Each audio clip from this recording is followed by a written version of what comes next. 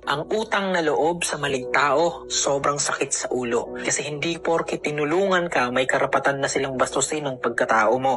Oo, tinulungan ka nila. Oo, may nagawa sila para sa'yo. Pero linawin natin to, ang tulong ay hindi lisensya para yurakan ka. Hindi porket may naibigay sila, pwede ka nang sigawan, kontrolin, ipamuka na wala kang halaga kung wala sila. Kasi maraming tao ang gumagamit ng utang na loob, hindi para magmahal, kundi para manghawak. Ginagamit yan para patahimikin ka, pigilin kang umangat, iparamdam na habang buhay kang mababa, at ipaalala na wala kang karapatang tumanggi.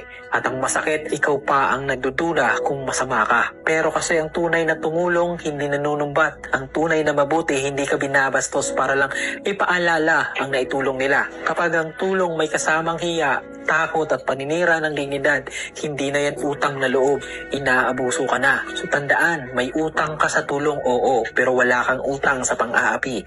Hindi ka traidor kapag pinili mong igalang ang sarili. Hindi ka walang utang na loob kapag nagtakda ka ng limitation mo. Ang utang na loob na ginagamit para yurakan ka, hindi na utang na loob, kadena na yan. Kaya kung may taong tinulungan ka pero kapalit ay bastos, kontrol at panunumbat, oras na para bitawan ng maling loyalty. Hindi lahat ng tumulong dapat manatili sa buhay mo.